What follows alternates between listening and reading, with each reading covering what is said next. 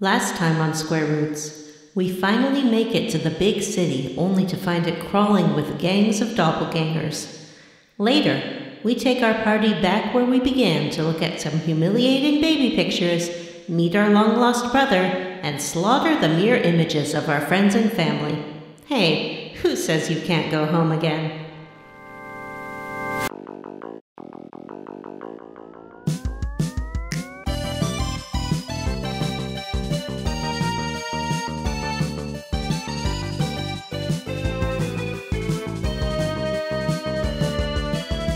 Hey everyone, and welcome to Square Roots, the classic RPG podcast. My name is Jim Banks. I'm joined by Matthew Van Zant. Hello.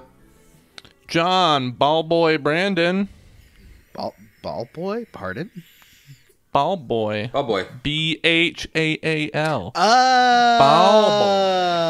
Oh. Also a reference to your homosexuality. Wow. Jim's canceled. And Vanessa. Hey, I want a reference to my heterosexuality. Straight Girl Vanessa. Cool. and this is a podcast. That's a great new nickname for her.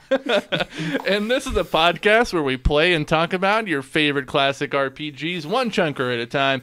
And we are playing Baldur's Gate. Episode 4? Yeah, that's why it says Baldur's Gate Part 4 in the notes. Oh, I see it now. But I see that you're not in the notes, Jim, so...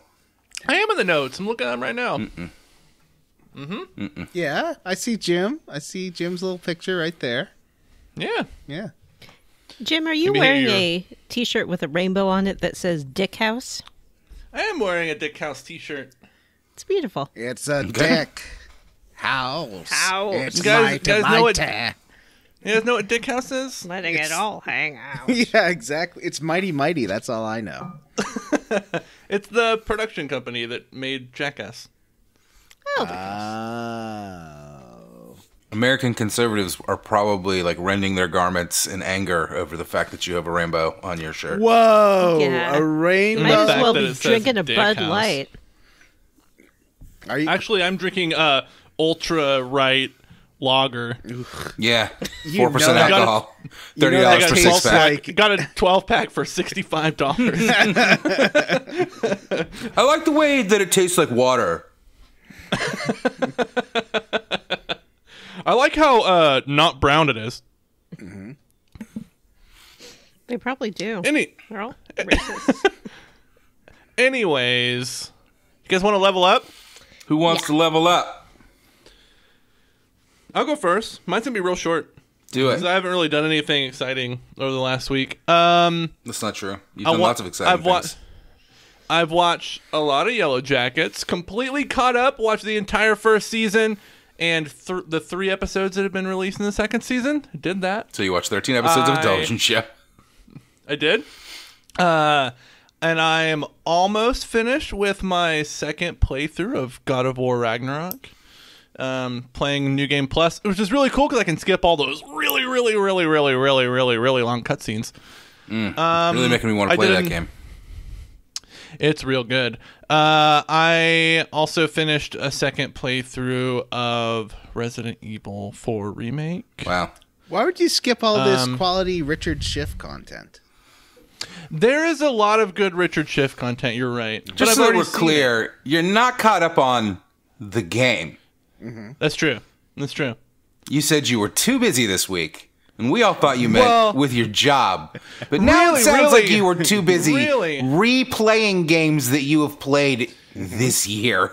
To be fair, today was the first time I've picked up my PlayStation controller and played a video game since last Thursday. Vanessa always likes to be told, Vanessa, Richard Schiff was from The West Wing. Oh, thanks. Yeah, I wasn't sure. I don't really follow like actors and like Especially I've once you never do theater. seen him like in a play or anything. Why would I do that? I'm not like a huge Richard Schiff stan. I mean, who is? I always think of Richard Schiff in The Lost World Jurassic Park when he gets bitten in half by a T-Rex. It's an interesting choice. I think of Richard Schiff in I think it was the first episode of season 4. It's after the shooting incident, and he, I think the shooting incident's the end Toby of season discovers 1 or 2. Josh, and the expression on his face is just so good. It's one of the best pieces of television acting I can think of, and I can think of a lot of pieces of television acting, like humble brag. I've seen some TV. Who wrote The West Wing? What do you mean, who wrote The West Wing? Yeah, who? I know where this is going. Don't do it, Vanessa. Who wrote it? What's that person's name? Aaron Sorkin. Yeah, I like Sorkin.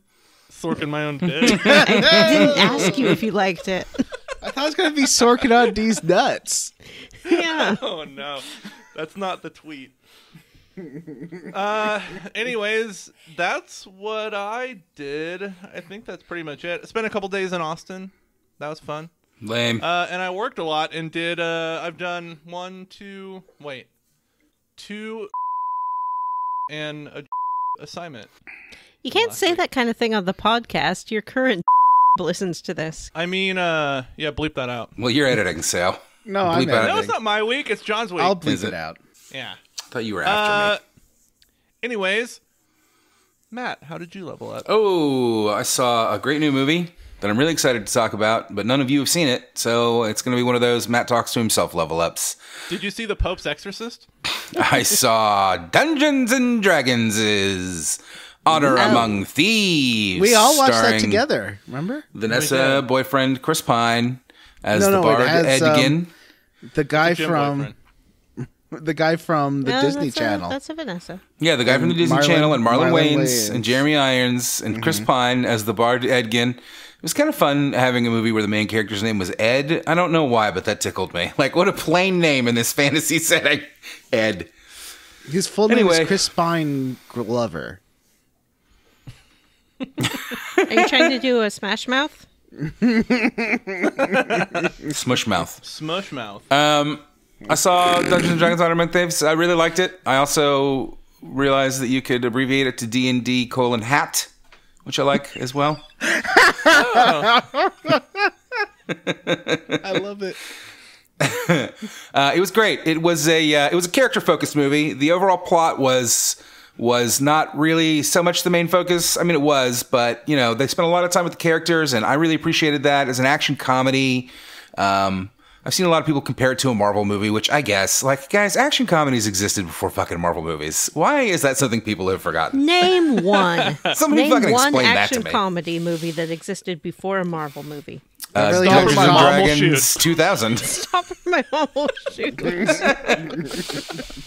So you're saying it's a lot like Stop or My Mom Will Shoot. Yeah, it reminded me a lot of Stop or My Mom Will Shoot. I was really surprised. I assumed that Chris Pine would be great, and he was. I was surprised at how much I really enjoyed Michelle Rodriguez.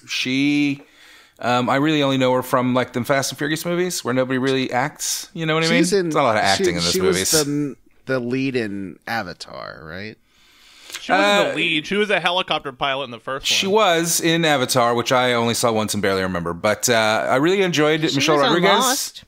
She got eaten by zombies in the Resident Evil movie. Yeah, played a barbarian. She was the lead in Resident Evil.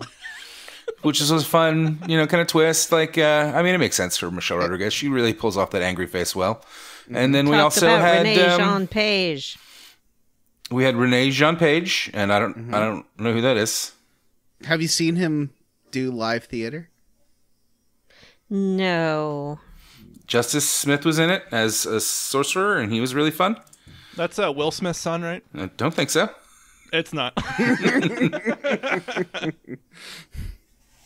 Renee Jean Page played a paladin, and it was really great because in a lot of ways it felt like when you were playing a D&D campaign and the DM has a really powerful NPC show up to kind of just give you a hand because you can't do it yourself.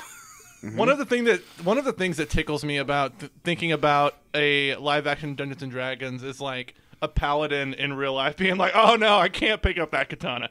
Sorry, can't use it. He was great. The creature design was really fun. If you've seen the previews, you all know that there's a big fat dragon, a big fat red dragon called like Thimberger or something like that. I didn't quite catch it. Sounded like Thunderjaw, but that's not it. Thimberjaw, Thimber something. Anyway. And since it's a red dragon, Jeremy Irons can control it. Mm-hmm. He's a big old tubby dragon, and that was fun. The movie had great creature design. There was a lot more practical effects in there than you would expect. There were certainly a lot of CGI, but there was, at one point, there was a tabaxi that was very clearly just like somebody in a cat costume, which was fun. And some stuff like that. Like the races were not all CGI. There was a lot of practical effects in there, which I fucking really liked. There's a great cameo by somebody that I won't spoil midway through the movie that really made me laugh. I loved it. I really thought it was a fantastic time. I cannot wait for it to come out so that I can buy it and watch it over and over again. I took my son to it. He had a good time too. It was just a good movie. It was longer than I thought, but that's all right. I didn't mind it. It didn't drag. It moved. Matthew also leveled up by, I think he told me this right before I went to bed. Right before I went to bed. I like that there was at least two things wrong with the statement. He told me Kieran Culkin will be playing Tony Maguire in Spider-Man 3. That made me laugh. And I was like, Kieran Culkin is playing another actor in the third installment. I started watching the show Succession last night when I was a little tipsy. And Kieran Culkin is in it, and I feel like he is giving off Tobey Maguire in Spider-Man 3 vibes hard in that show. Hard. It's his haircut, right? I mean, it's also his face and his fucking expressions and his just everything. Oh, man. I hope you keep watching Succession, because I've been waiting a long time to be able to talk about it. I was watching it just before we started recording. I'm on I episode thought 4, you I were think. saying... Nice. In the next Spider-Man movie, which would have been 4, he was going to play you said Tony, but Tobey Maguire character because Tobey Maguire didn't want to do it anymore. So I got very confused because I feel like you could make that swap and viewers would not notice the difference. Kieran Culkin's really short, though. So is Tobey Maguire. So is Tobey Maguire. Is he? Tobey Maguire's itty bitty. I think in they always get short boys Pleasantville, to play Spider-Man. Reese Witherspoon's like taller than him. I loved that movie. Yeah, anyway, that's how I leveled up. Vanessa, why don't you tell us how you leveled up? Okie dokie. I haven't done very much, so it will be a very short level up. I started watching the second season of Perry Mason. Oh, wow. This is what I like to call a Gemini show. That is a show that Jim and I both enjoy watching. Hey, I haven't watched any of season 2 yet, but I keep meaning to. I started season 1 recently and only made it like 3 episodes in, and I was kind of like, I don't know what this is. I don't know. I wanted to like it, but it was not grabbing me. And then Shea Wigham shows up. He shows up in the first episode. Yeah. It's not a good show for not paying attention to. It doesn't hold your hand with who the characters are and what the plot is. So it kind of demands your attention, but I'm enjoying it. It's styled so interestingly. It has good performances, and I am looking forward to seeing him be a little bit more Perry Mason-y than he was in the first season, because the first season, at the beginning of it, he's not an attorney. Now he is, and he's going to do his classic Perry Mason thing of trying to prove the innocence of his clients. Are they innocent? Can he prove it? We'll see. He likes to get him to confess on the stand, too. Isn't that his thing? Yeah, he likes to get the real killer to confess, because that's the only way to get his client off. What? And get them off, he does. Mm-hmm. He's a full-service attorney. And that's really about it. I continue to watch and enjoy Poker Face. Each episode is kind of its own little standalone thing, so you can kind of pick it up and put it down without too much distress, but each episode has a full cast of guest actors who do a fantastic job. The guest actor on the last one I watched, I could not place him, but I knew I had seen him in like everything. And it was a man who was in Oh Brother, Where Art Thou? And basically everything else that calls for a sort of, I don't want to say weak-jawed, like a sort of slack-jawed yokel. He's got Cletus, the slack. Are you saying he's got Jack McBrayer face? I know who you're talking about. He doesn't have Jack McBrayer face. His name is Tim Blake Nelson, and if you look at him, when he has like droopy dog face. He has like he doesn't though, but when he's performing, he does. Like I saw a picture of him looking normal, and he just looks like a normal guy. There he is. That guy. I'm holding him up. Yeah, from Kimmy Schmidt. Buster Scruggs. He plays Kimmy Schmidt's stepfather, the cop who's always losing his gun and such. Yeah, he's been in so many things playing that same kind of character. This character that he played was like a little less hapless than he's often cast as. So that was fun to see. I enjoyed that. And that's it. I went out on the weekend and looked at some tulips. I'm trying to be more of an outside girl instead of an indoor girl, all the time girl. But whose lips were you looking at? It's hard.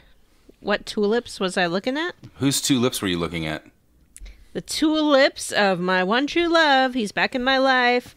David Dastmalchian.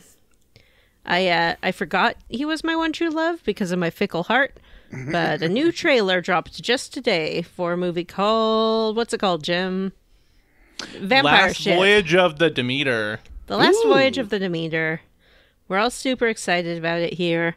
We're struggling with the middling reviews that Renfield has received. No. Yeah, we were all kind of let down. Everybody knows that you can't listen to movie critics. They don't know what real fans want, and they just want to make themselves seem smarter than you, and so that you shouldn't listen to them. I don't want what real fans want. I've seen what real fans want, and it's always shit. It's like the Snyder Cut and Rise of Skywalker. Yeah, I don't want that stuff. I don't think anybody liked Rise of Skywalker, actually. Nah. That was my other level up. I saw a Facebook memory where I was talking about how hyped I was for watching this teaser trailer, and I couldn't figure out what movie it was for. Then I realized it was for Rise of Skywalker, and I felt disappointed all over again. Somehow Palpatine has returned. And by somehow, I mean via Fortnite. You don't remember that? You remember how Palpatine returned in Fortnite? Yeah. Woofa. Sheev. Man. That movie. All right, I'm done leveling up. It's time for Johnny. Yay! Johnny's turn. It's Johnny's turn to level up. It's Johnny's turn. Ba-dum-bum-bum. Oh, hey, I'm just getting started. Johnny's turn. Johnny's turn. Johnny's turn. Johnny, turn. Johnny, do a turn for me right now, please. Oh, he did it. He turned all the way around in his chair. He did a little circle. Whee! I don't have a spinny chair, so that would be difficult. Anyway, hello, friends. I have downloaded the new ray tracing upgrade for Cyberpunk. Oh my god, you and your ray tracing. You talk about it all the time, and I still don't know what it is. Yeah, well, the computer traces the actual beams of light instead of just like simulating a light source. That is 100% accurate. Good job, Matthew. So it's basically like a new way of doing lighting. So, but you might say, but Cyberpunk already had ray tracing. Yes, but this is a more fully fleshed out ray tracing that gets rid of any original, like baked in global illumination, like faked lighting, and uses it for everything. That's cool. If I turn it on, my computer does run it very, very slow because it's like a future kind of thing. It's like, well, if you have the most top of the line graphics card, you can kind of run it right now. And I have a 3080, which is like a good graphics card from last generation. So I have to, if I want to run it at 60 frames per second, I do have to turn on like super DLSS, which makes everything look like, when a game is really too good to run on a Switch, and the Switch has to do like all sorts of trickery, and then faces look like weird abstract blurs because they're so like upscaled and reconstructed. It's like that. Everything kind of looked like an impressionist painting playing through that. Like faces would eventually pop in when you got close enough, but it was just neat to see how it really transforms the lighting of environments. Like everything looks natural, and it's like, oh, this is kind of the future of what games are going to look like, and what they promised when the first ray tracing cards came out like 6 years ago. So this is what you have to you can look forward to, but computers really aren't ready for that unless you have that $2,000 video card that can run it. It's neat. And it's neat to like turn it on and look at it, but if you want it in a playable frame rate, it's not ready. The future isn't ready. We were lied to. These cards don't do ray tracing. They only do it a little bit. Baby steps. Yeah, baby steps, exactly. But I did go. So I've never finished Cyberpunk. I went through this whole super boring chunk. Vanessa, do you remember when you got to watch Keanu Reeves have finger sex with his girlfriend, and then his girlfriend gets like brain dead, and you have to go talk to her in virtual reality because she uploaded her consciousness to the internet? Yeah, I remember. Yeah, it was all that. It all felt very heterosexual. That game feels very heterosexual.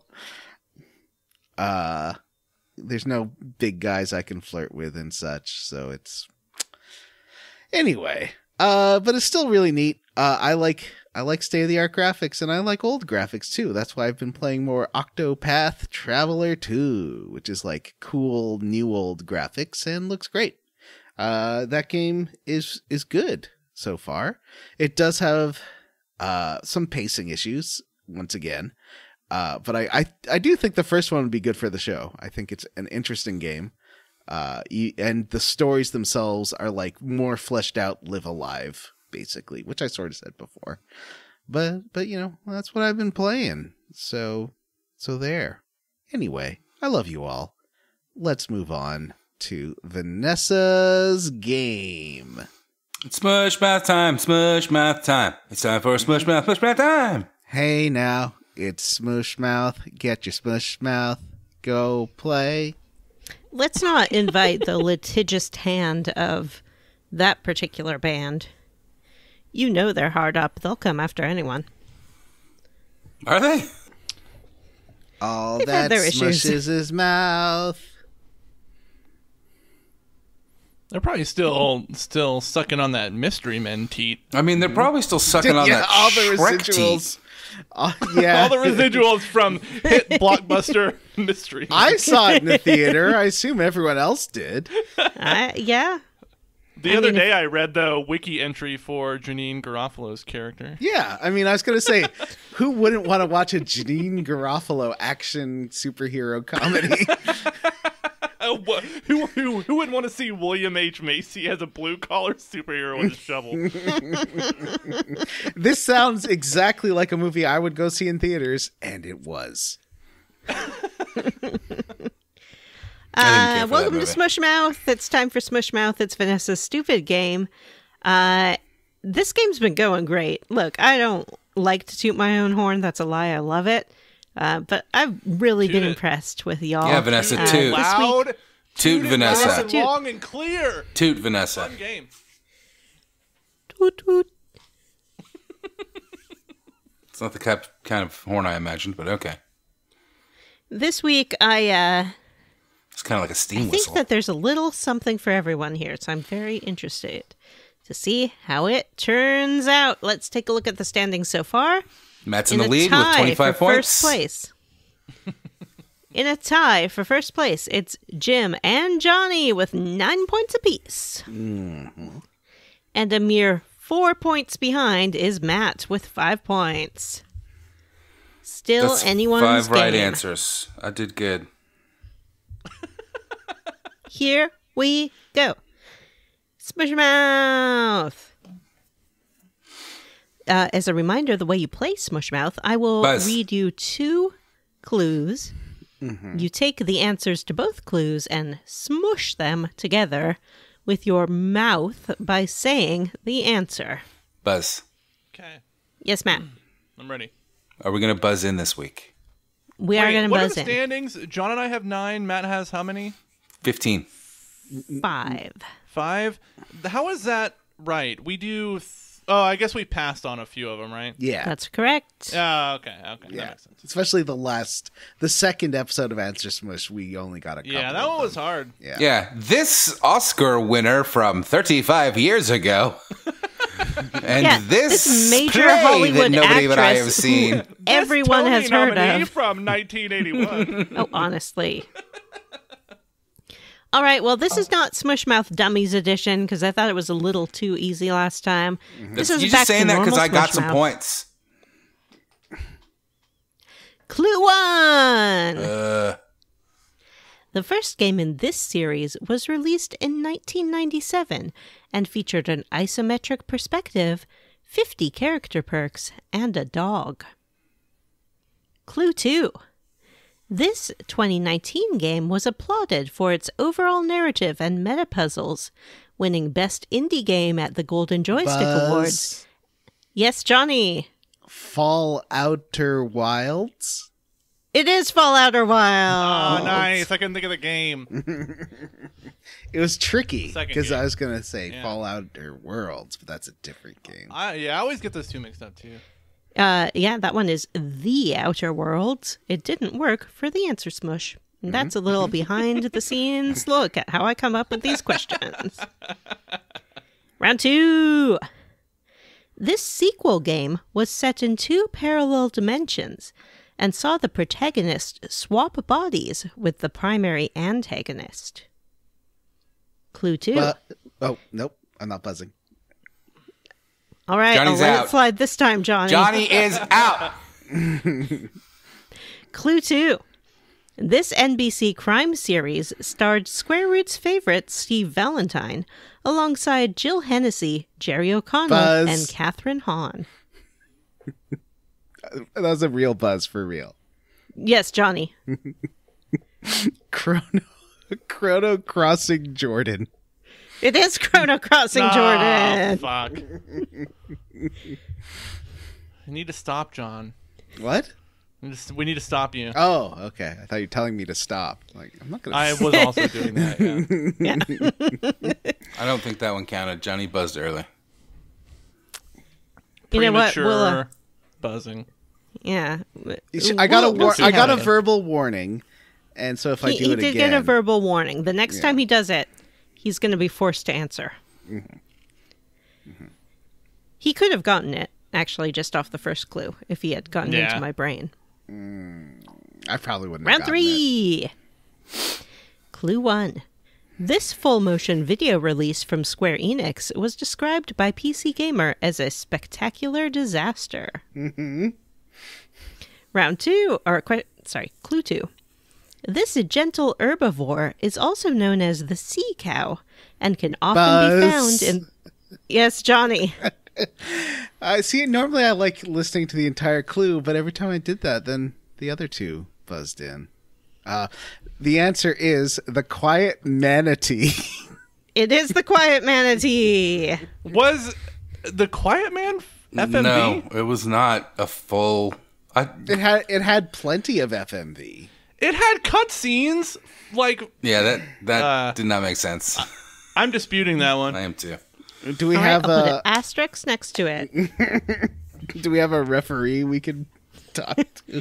We do not. Moving on. His name is Jesus H. Christ. Because he's like a referee to all of us. Yeah. Mm-hmm. For our hearts. When you need to know if a play was good or foul, we talk to Jesus. Let me turn this chair around. I am hearing from the referee, and Johnny has incurred a penalty.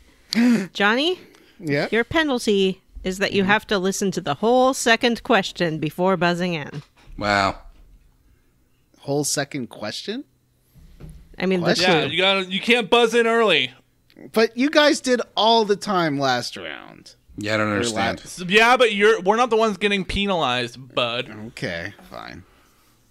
Yeah, this is a 3-round penalty. Then it will be lifted. Johnny's penalty round, red 1. Clue 1. This game is the game we're currently playing for the show. Clue 2. This performer was the director of choreography and puppet movement for Labyrinth and The Muppets Take Manhattan, before moving in front of the camera to portray a doctor in a long-running film and television franchise. Buzz. Yes, Johnny. Baldur's Gates McFadden. Damn. It is Baldur's Gates McFadden. I had that. I fully had that, but I was not confident that that was right. I was like, is Gates McFadden a real name? Or is that just something I remember from something else? Now I will say that her choreographer name is different than her choreography guild name is different than her actor name. That's correct. And can you name that, Johnny? Chrissy McFadden, I want to say. I think it's Cheryl, but I'm actually not okay. sure. And Yeah, not I think getting you're any right. bonus points anyway. Yeah. I think you're right. Johnny's penalty round, round 2. Clue 1. This bird masqueraded as the long-lost heir to the Nimbus Land throne. Clue 2. This hit single from the Human League begins with vocalist Philip Oakey informing his duet partner, "You were working as a waitress in a cocktail bar when I met you." Buzz. Yes, Johnny. Prince, don't you want me, baby? You know what? I'm not going to accept that. Okay. Anyone else? Mm-mm. I'm literally handing this to Matt and Jim on a platter. I Buzz. Yes, Jim. Don't you want me, baby? You know what? I'll take it.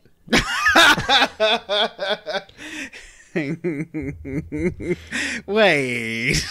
It wasn't named Prince Dodo. I thought that was his name. Yep, just Dodo. He's not Prince. He was masquerading as okay. a false prince. Yep. Also, it's just "Don't You Want Me." So you had 2 wrong words. Jim had 1 wrong word, but I gave it to him. It's a pity point. Johnny's penalty round, round 3. Johnny, you're going to be out of Johnny jail after this one. Yay. Clue 1. Jesse Bradford starred in this 2002 thriller as a high school athlete garnering unwanted attention. Clue 2. This point-and-click adventure game saw players controlling Adrienne Delaney as she explores her new home, uncovers mysteries, and washes her hands. Oh, Buzz. Yes, Jim. Swim Phantasmagoria. It is Swim Phantasmagoria. I thought it was going to be Mask of the Phantasmagoria.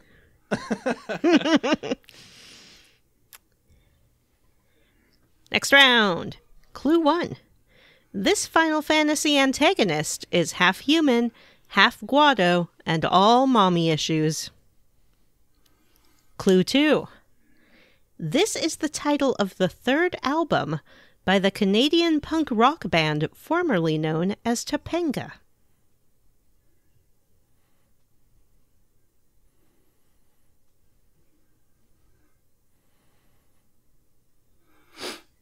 Okay, Come on, Jim. You got to know about punk rock Two of yours bands. favorite bands.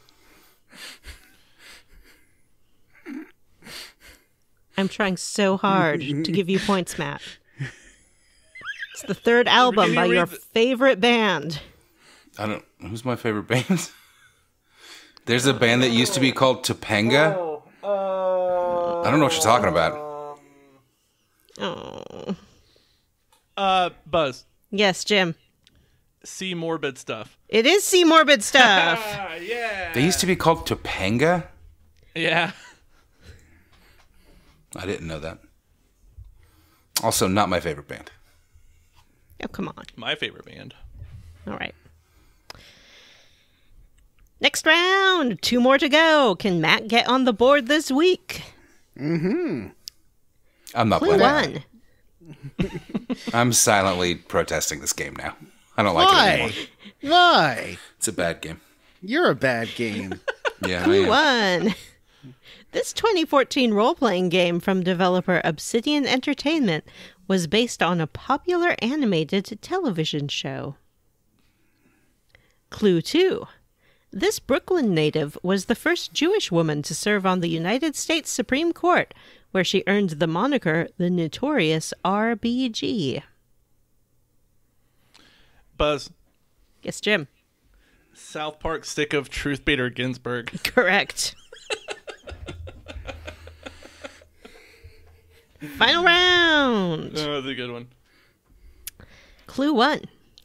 Supermassive released this 2015 interactive horror game for the PS4. Clue 2. This angry avian is the royal magician for the king in a series developed by Square Enix. Buzz. Yes, Johnny.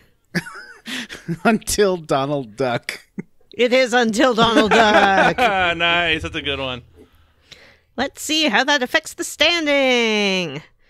Picking up 1, 2, 3, 4 points, it's Jim. And picking up 5 points, it's Johnny. And Matthew? Jim, what? And Matthew also participated. Yay! Yay.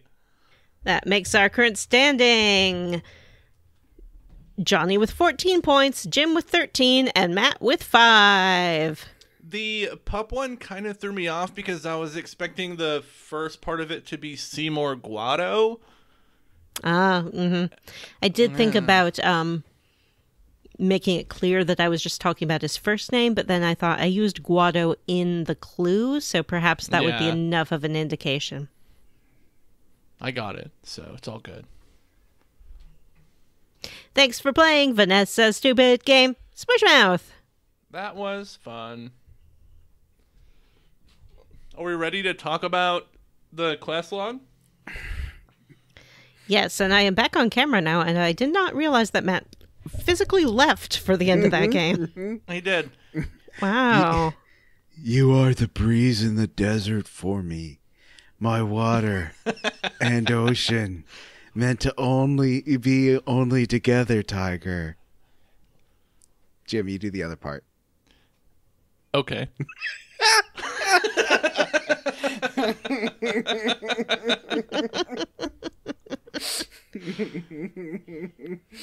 Well, I would be so mad if I wrote all that and got okay No back. I would be like, "What? We need to talk about a relationship here. That is not I guess, you know what?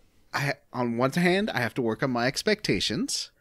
You know, what I was expecting from you doesn't, I was putting a lot of pressure on you there to reply in kind.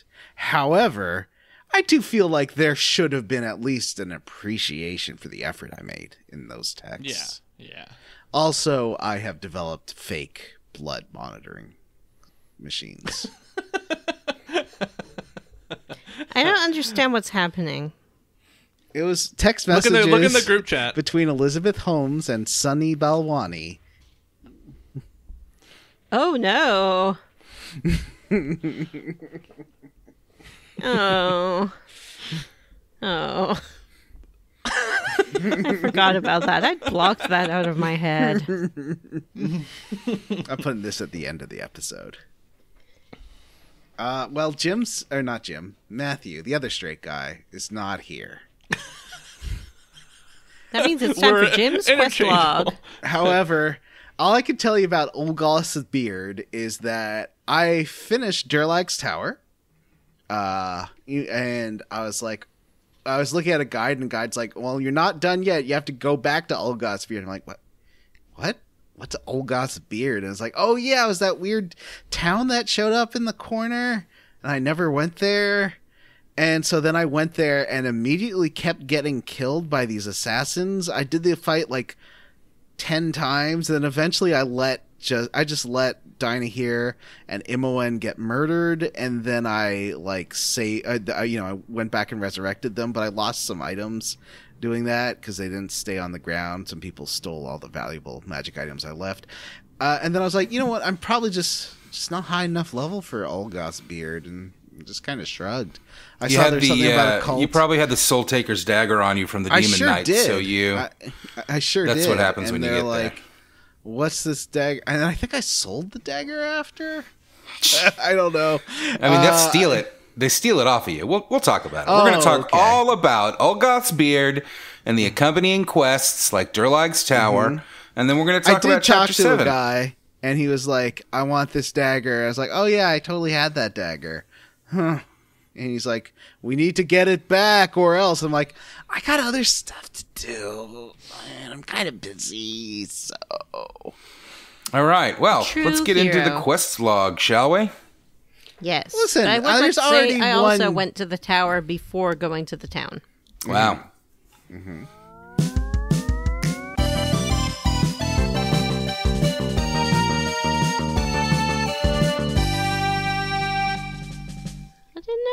I didn't know the order of operations. Well, I got news for you, gang. It's too late now because you finished the game, so you can't go back.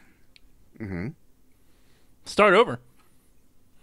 Yeah, I could start Unless over. you, Good idea. You want to start Let's over? start over. Yeah, let's start over. Yeah.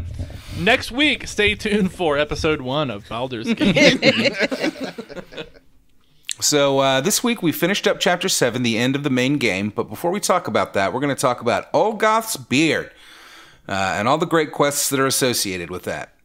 Ulgoth's beard is actually an expansion of the game. It's part of the Sword Coast Adventurers pack. But with our fancy enhanced editions, it's all baked right in.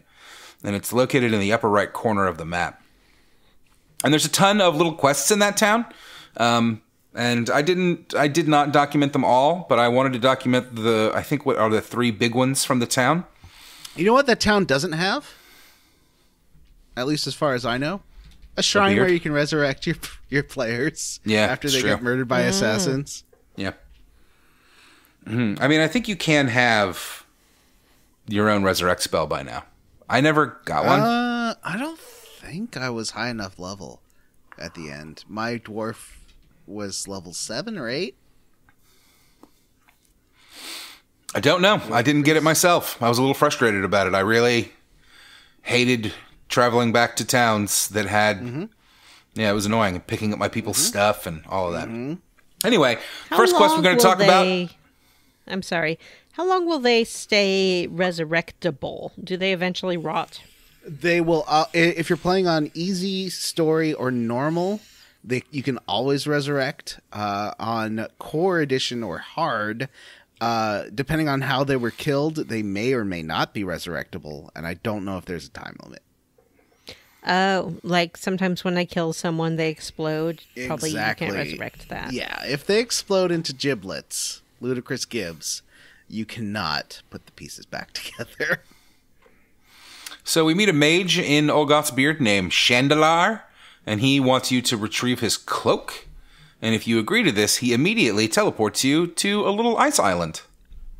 Yeah, that was a big surprise for me.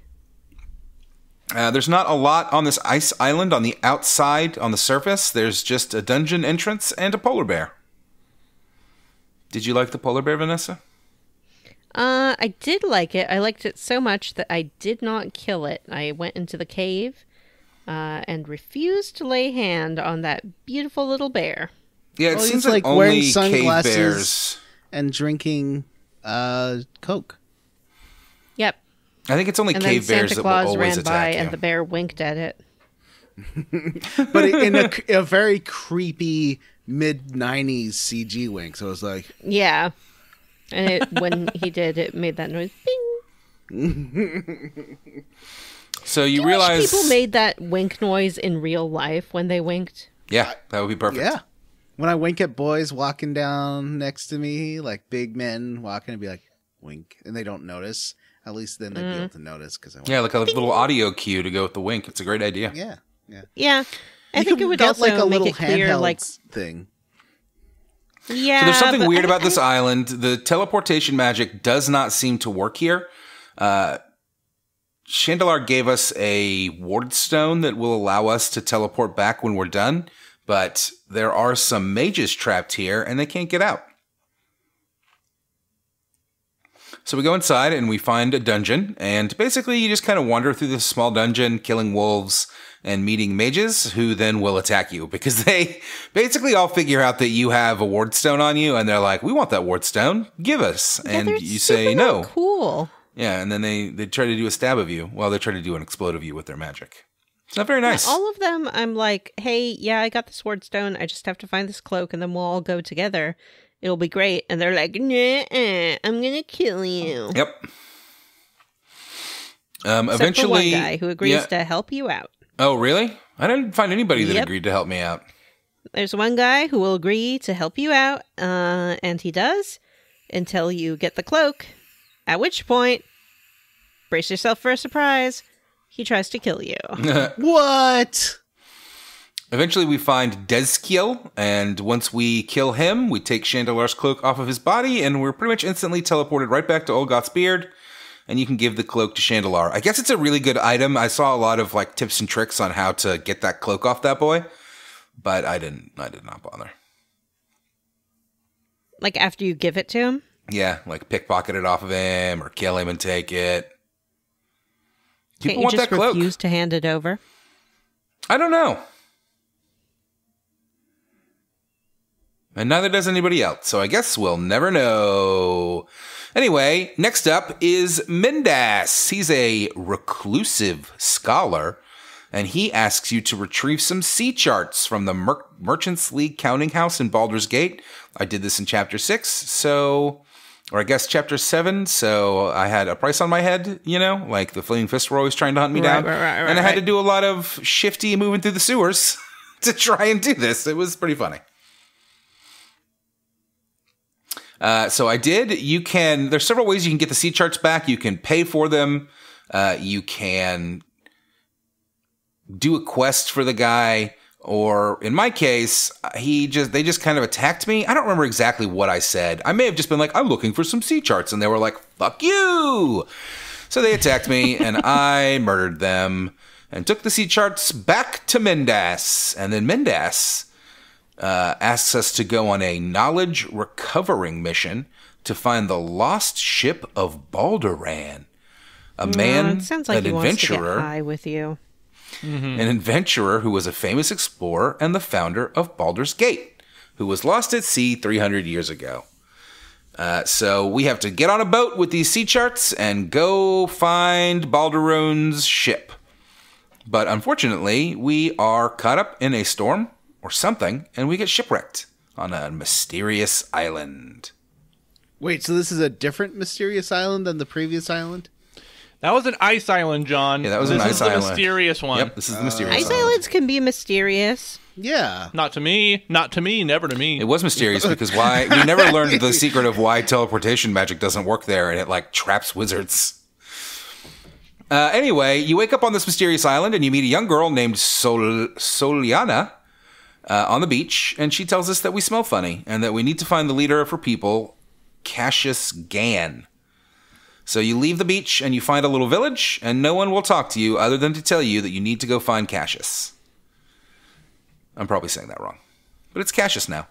So we find her in the chieftain's house, and she tells us that they can't build a boat to escape on. First of all, they've been here for like generations. I think the implication is that they were part of Balduran's crew or his like family, or I don't know. But regardless, they tell us they cannot build a ship on this side of the beach, the south side of the island, because there's all these like rocks and stuff, and that's why we shipwrecked. But she says that if we will kill the monsters that plague the village, she calls them beasts actually, and their leader, and the leader's name was Korog. If we kill them, then she can go and construct a boat on the nice side of the island, and we can all sail home. And that sounds great. So, of course, we agree to do that. You head north and leave the village, and on the north side of the island is a bunch of wolves. To the north side. North side. Remember that? And then you find a man Moby? named Palin, and he asks for some help killing some monsters. And you're like, oh, sure, guy. I'm happy to help you. And he leads us into an ambush by a bunch of werewolves. No. Excuse me. Wolf wares. They're called wolf wares. Why? That's silly. It'll make sense. Well, it won't make sense, but you'll understand why. Wolf wares, we get attacked by, and in fact, this happens a couple of times. There's one point where a woman approaches you and it's like, oh, you have to help me save my boyfriend or whatever, and come help me. He's dying. And then you walk a few paces with her and she's like, come on out, guy. I brought you a feast. The great thing about this is that when these people turn into wolf wares, their bodies explode. Oh. Like you just killed something that was really weak and it exploded. Like their bodies fucking explode, and then they're replaced with these werewolf-looking. So when they turn back to human, do their bodies like go?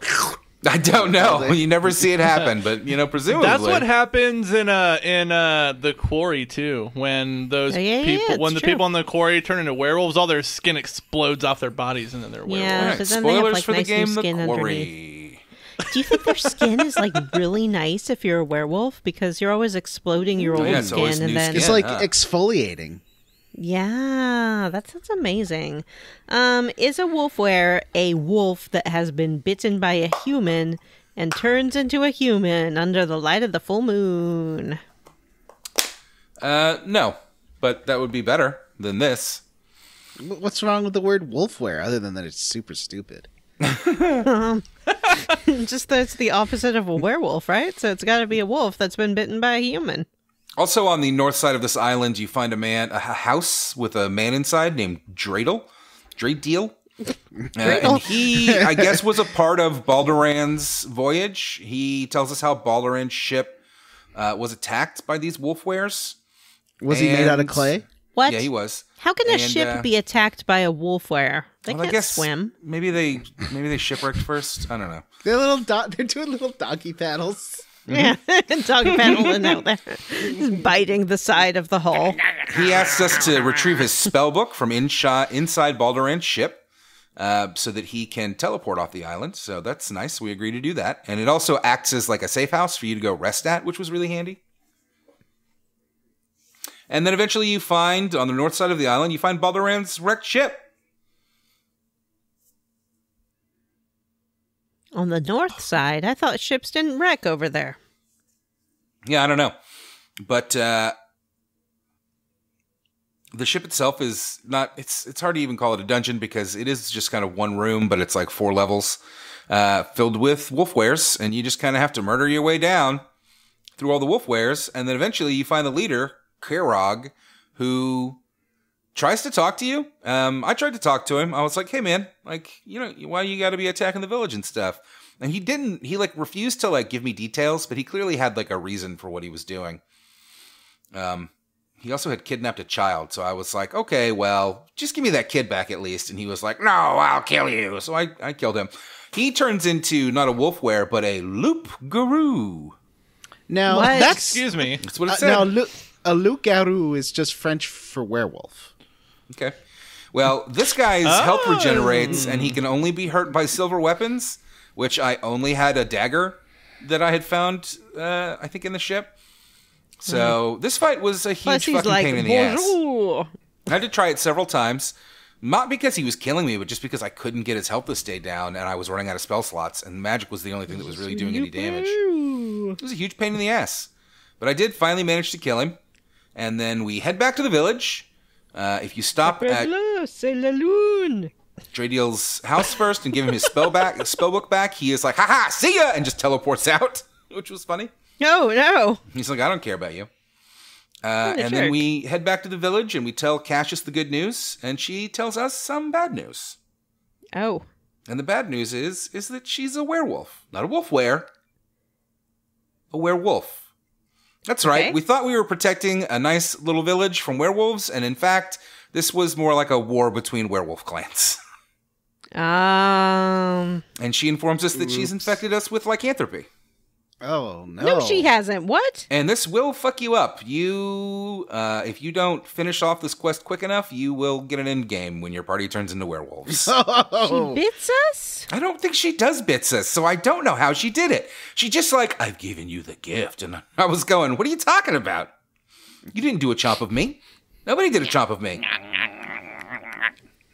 I feel it's a little severe for it to be like game over just because you're a loop werewolf now. Mm-hmm. Well, I think you've got several days in game time. I didn't see this end, because I tore through this. So she's like, she wants us to stay here, and she's going to go get on that boat and go find her husband who left a long time ago to bring people back or to show them the way or something. I don't know. And his name was Salad Gan. And, her people though are really mad at us. They hate us because we're not purebred werewolves like they are. So she's like...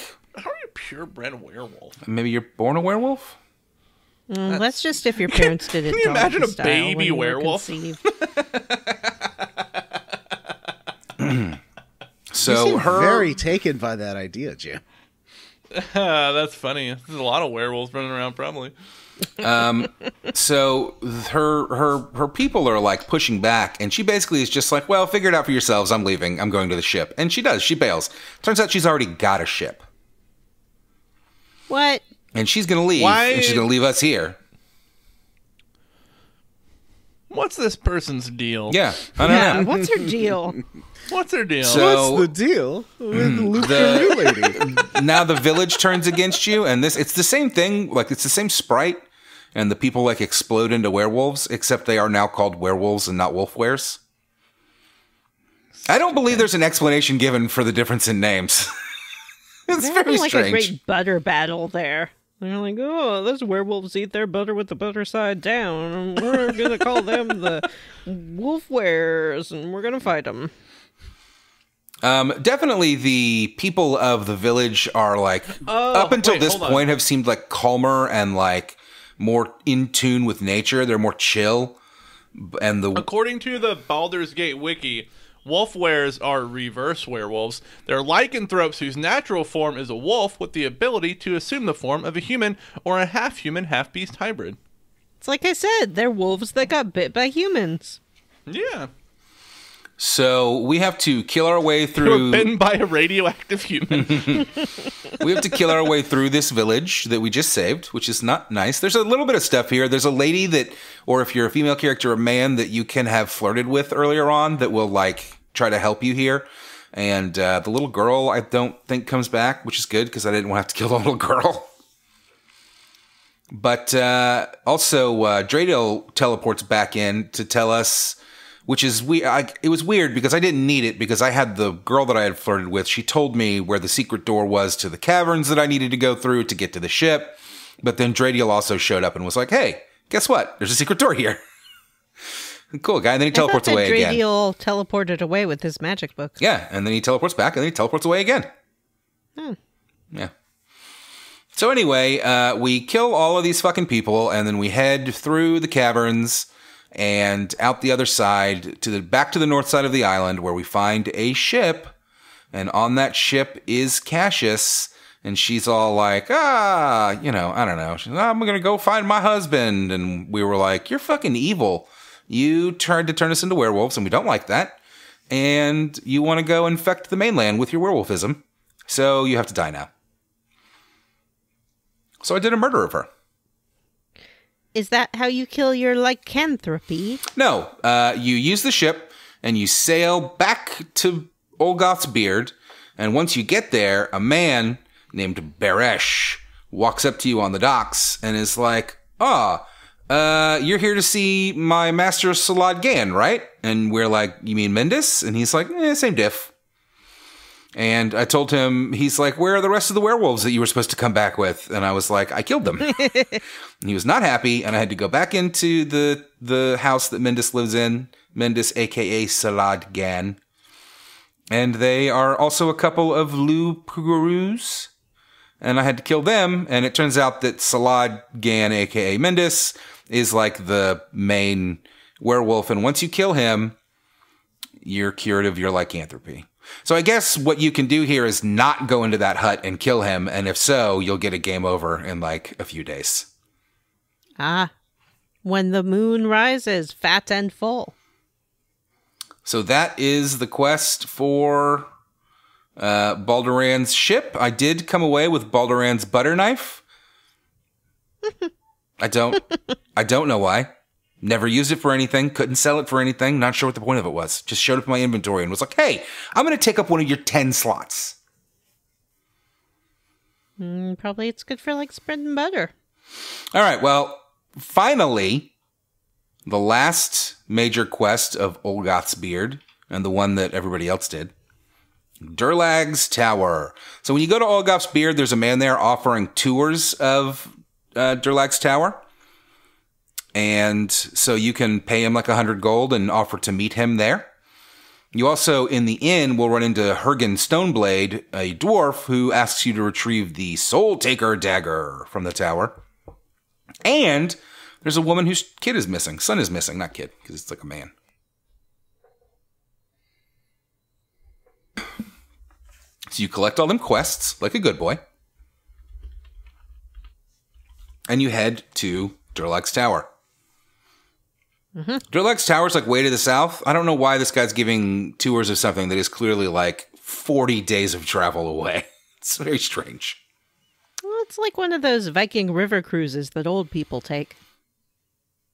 Yeah, my parents did that. Did they like it? Yeah, they love Viking, do you get to go on like do you have to row? So once you get to the tower, if you got these quests, you can meet Ike, the guy who offered to give you the tour, and go inside with him. And he'll start giving you the tour, and then a demon knight shows up and drops a fireball on that guy, and it kills him and any other tourists that are in the room, and any of your party members that get caught up in it, which is great. Oh, no. Durlag's Tower is 4 levels high, and has a cellar and then 4 lower levels as well, a 4-level labyrinth. So it's pretty fucking large. The levels it's going like 8 up. stories of fun. The levels going up, there's not a ton to talk about. Like, there's a couple of NPCs. There's a lady that needs your help getting out, but like she attacked me when I was like, what are you doing?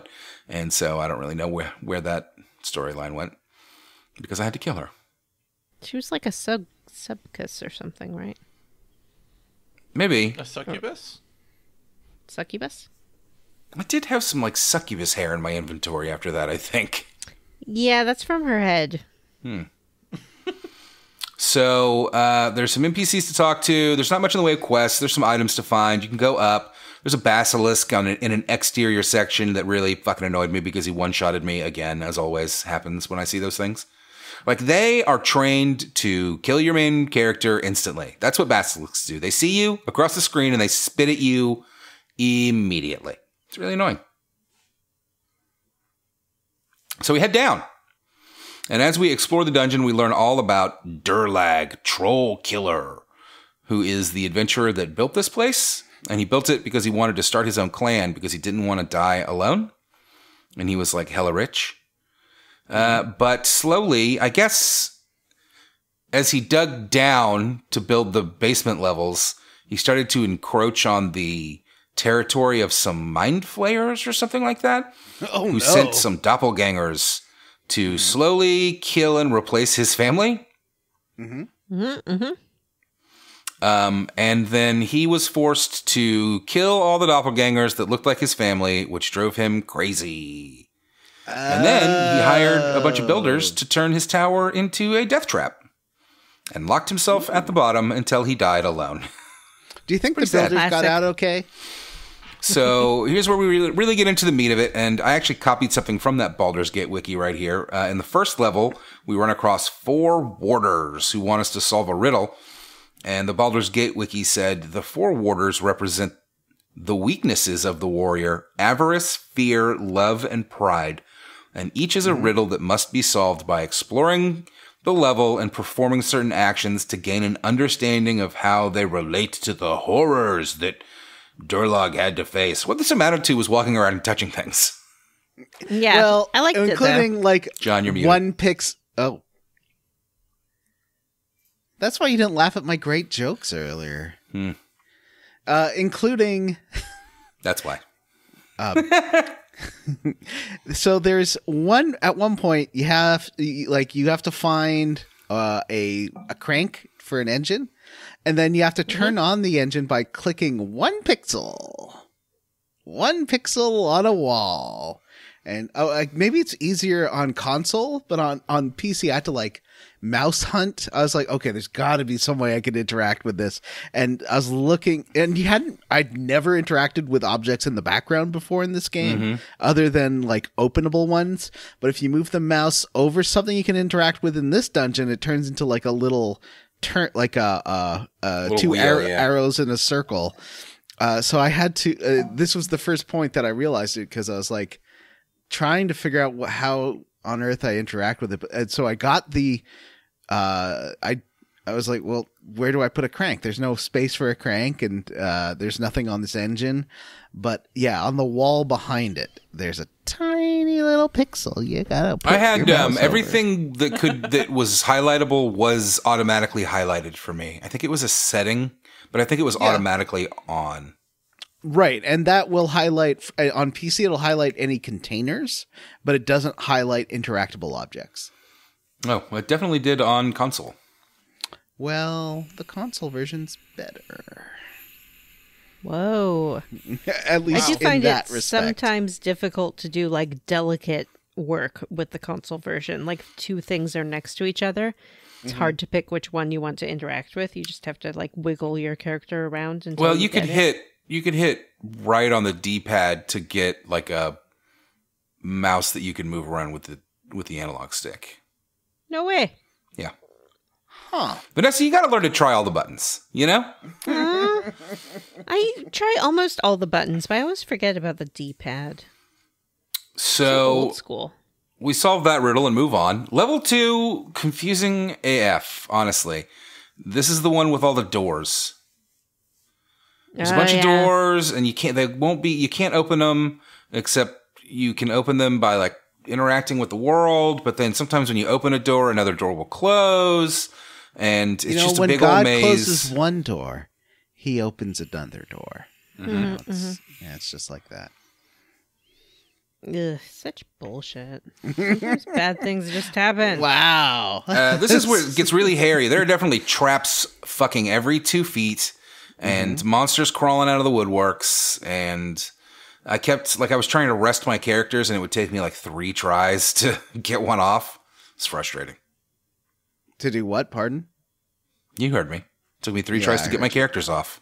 Oh, yeah. I admire that you kept with it, though. Like, a lot of people will get frustrated, and they'll give up after the first try. And I don't blame them. I really liked...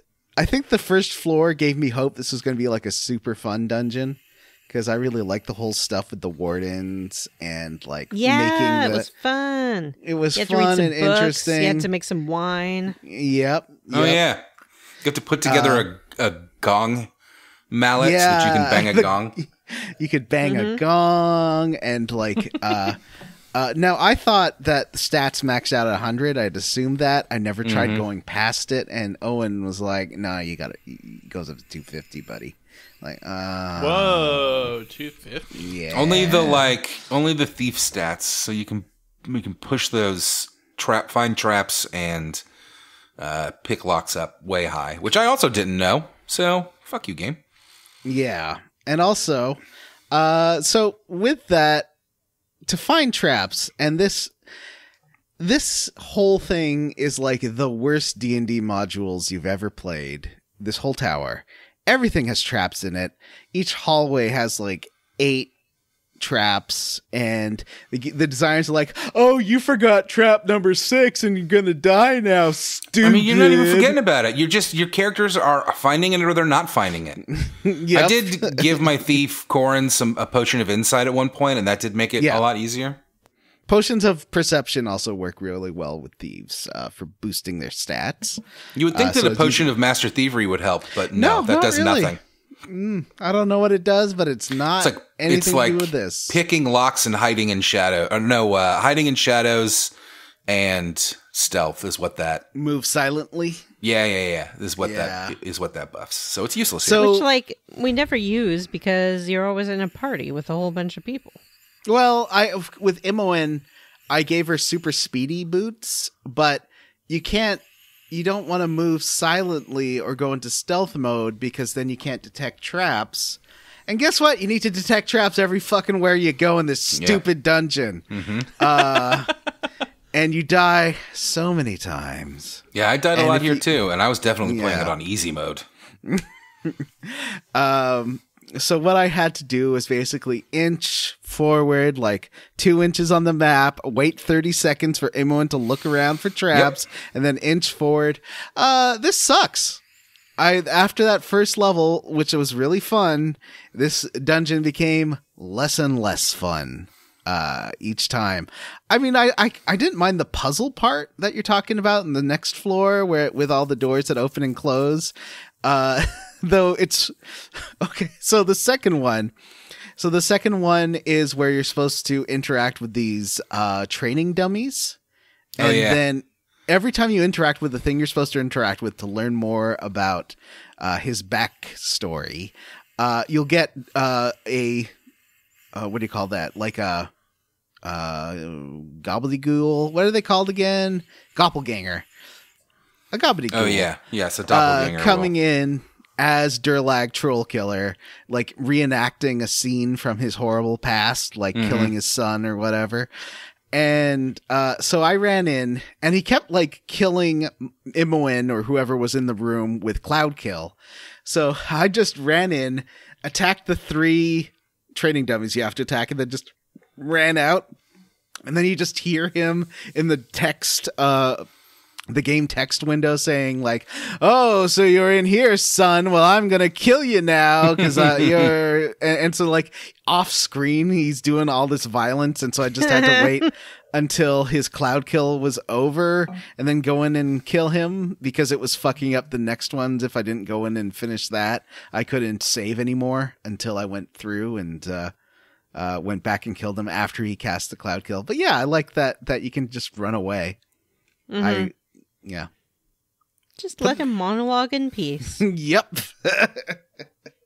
So on level 3, go ahead. Oh, the next one is this helmet, and the helmet, like when you touch it, it summons all these doppelgangers in the church, and that was one. It was a tough fight until I was like, I'm just going to use Baldur's Tail tactics, where I know that they're on this other side of the room, and I just throw fireballs at them until they're all dead. So level 3 gives you kind of a choice. Actually, you can clear every room out, but you don't have to. There's 3 ways to go. One has a couple of greater wyverns, which are really hard, but there are statues in the room that you can like bring to life that'll fight for you, but only for like 2 minutes. So you turn the statues on and they go kill the wyvern, and then they come back and try to kill you, and you fight the statue. This is where I learned. I was like messing around. I was like, wait a minute. What happens if I summon as many monsters as I can and then just have those fight the wyvern, or at least distract the wyverns while I'm throwing like lightning bolts and stuff at it? And that works so well in this game. Yeah, that's a big tactic. Can I do a quick aside? Yeah. Mm-hmm.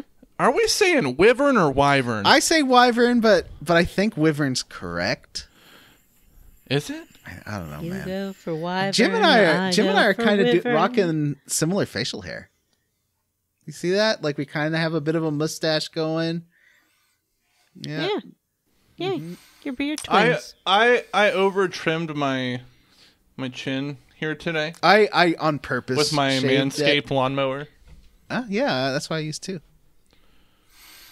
So you can shaven. skip around the greater wyverns if you want. There is a room that is full of skeleton warriors and knockout gas traps. You can go that way instead.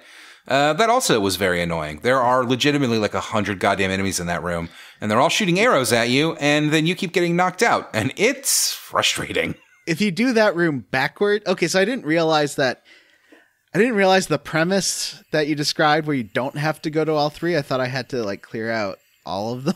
So I didn't really realize it until I got to the end, and it was like, okay, you're done. And I was like, oh, I guess I won't go back and kill those wyverns then. So, but so I did the wyverns, and what was the third path? So the third path is like stealth monsters. I don't remember what they were called, but they were like invisible stalkers. Yeah, those invisible stalkers. They could backstab you for a lot of fucking damage. Well, I guess I had good enough perception that they always showed up. And so then as soon as they did, Imoen would run away back to my group. We're all waiting with like bows. It was really good. You can lure enemies real good in this game. And that's always a good way to take care of things. But if you go backwards from the rear and then just throw fireballs at at all the skeletons, it works really well. That's a fun way to do that. Yeah, I could have gotten a lot of XP out of Yeah, you get a lot both of of those XP rooms, that way. but I did not. Yeah. So anyway, once you get to once you choose which of the 3 you'll go through, you land at the bottom southern side of this map, and there are 4 elemental challenges, and they kind of just amount to going into a small room and killing a monster. None of them were hard. Yeah, one was like what was the fire one? You know what? It doesn't really matter. There's dire Phoenix wolves. Guards. Phoenix Guards were the fire ones. And they're all dire pretty wolves. easy. So this was way. The skeletons winter oftentimes wolves. seem to be the first real bosses of the game. That skeleton room, and then there's 2 random skeletons. I guess we'll talk about next chunker that are also super hard. There were also some Doom Guards down here that I was like, there was a chest, and if you like picked the lock and took the stuff out, they would attack you, and they were just beating the shit out of me. I was just like, you know what, guys? I don't need your fucking treasure. I'm good.